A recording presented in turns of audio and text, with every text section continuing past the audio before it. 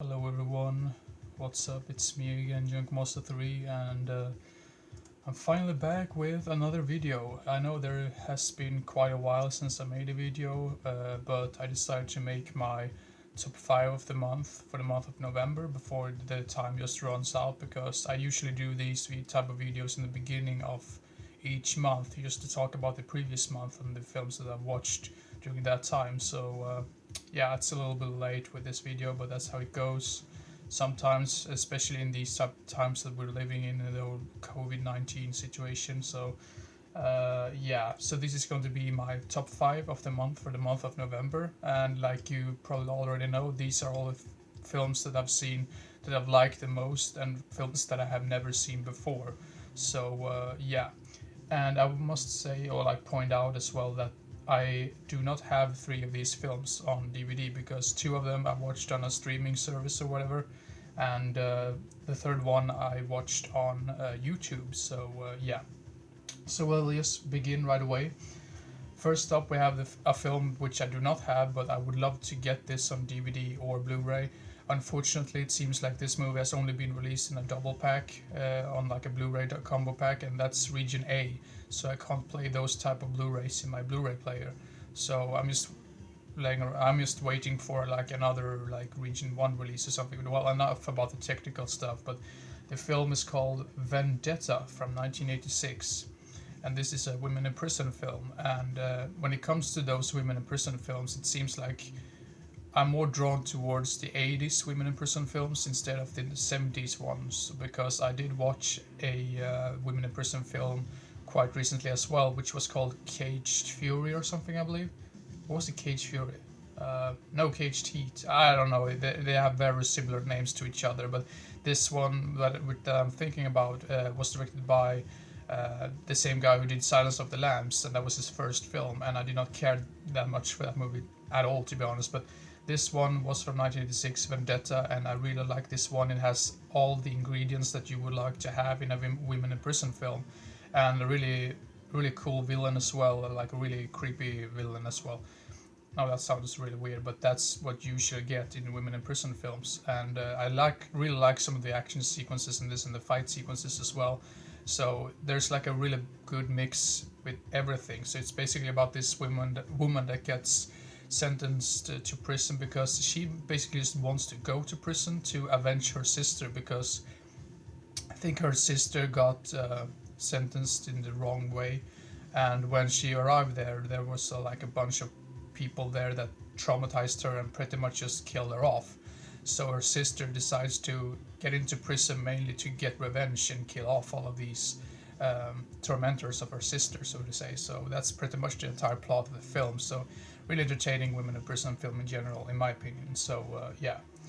And at number 4, we have a film which have been talked about to death on YouTube and all kind of medias or whatever. But the film is called The Lighthouse. Everyone already knows about this one, but I was a little bit skeptic before going into this, because this is directed by the same guy who did The Witch. And when The Witch was released, I was like, okay, this might be interesting. And then I watched it and I was quite disappointed. Which is, yeah, it's real annoying, but this one I would say is much better than The Witch. Maybe I just need to rewatch The Witch, but this is one of those films that you can't really explain. This is really a film you just need to experience yourself to fully try to understand it, because I barely understood all of these things that happened in the film either. But I really like the visuals, and the acting is superb. I really loved the acting from both Robert Pattinson and Willem Dafoe in this one. So and I think people should quit giving like Robert Pattinson all of the shit because of the Twilight. I mean, that's in the past. He's a much better actor now. So yeah, I'm a big fan of this one, and I actually gave this 8 out of 10. So if you like a really weird and artistic type of films in general, go check out The Lighthouse. It's an experience in itself. So yeah.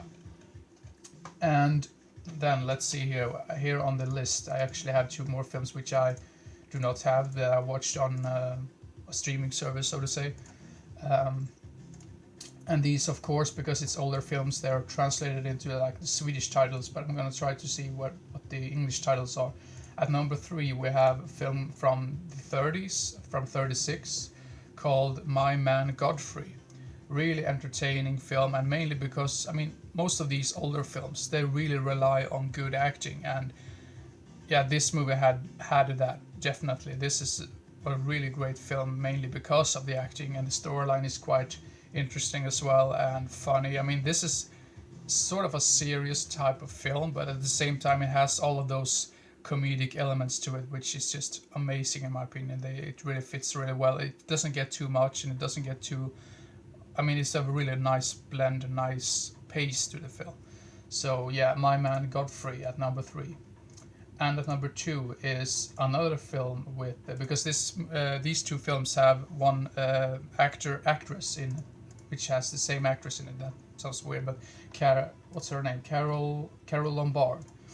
The film that comes in at number 2 is Nothing Sacred from 1937. I think I might have seen this movie before, but I don't have that much memory of it. I just have some vague memories of it. I'm not too sure if I have seen it before. I might have mixed it up with some other film, but once again, this is a film which has amazing acting, and it isn't too long. It is really, I mean, I really like this film, and once again, this movie has some really funny and comedic scenes to it as well. There's a scene where they pretty much want to knock Carol Lombard's character out, because they want to make her look like she's like really sick, and then someone actually sees this other guy like punch her, and he's like, "Why did you do that?" And then all the entire plan is like pretty much just spoiled. Now, sorry for mentioning this. I maybe shouldn't have done that, but oh damn, I probably just spoiled the film now just because I like to talk about films. But that isn't really that big spoiler, because that's pretty much the entire plot of the film. It's basically she pretends to be sick throughout the entire film, but she really isn't. So everyone just pays their homage to her, and everyone looks up to her, and without knowing that she is not sick. So yeah, Nothing Sacred at number 2. And at number 1 we have a film which is a sequel actually to an older, not say older, but a film from 2009 or 8, I believe, that other film came out. This is a sequel to the film The Collector, and the film is called The Collection, which comes in at number 1. And if I remember correctly, I did like The Collector, but I thought it was okay to be. I mean, it was a while since I saw that film. I think I've not seen that film for like 7 or 8 years, so I might need to rewatch that, because after I watched The Collection, I was like, man, this really blew me away, because this really reminded me of the Saw films, because it's pretty much this lunatic. He's like in this type of big ass building or house or facility, and he has put out so damn many traps, and the cops are after him, and of course there's like moving from room to room, and there's traps all over the place. It's pretty much up to these cops and some of these persons to pretty much track him down, because he's kidnapped a girl. So yeah, this is really tense and really amazing, and really love the gore and the blood effects. I mean, yeah, it really reminded me of the Saw films, maybe because it's actually, I think it's produced or written by the some of the makers of the Saw films, Saw 4, 5, 6, and 7. So maybe that's the main reason why I thought it seemed like a Saw film. But yeah, if you like your horror films and you have not seen this one, pick this one up. To be fairly honest, I don't really know if you really need to watch the first one before watching this one, because I haven't seen The Collector for quite some time, and I didn't remember too much of it.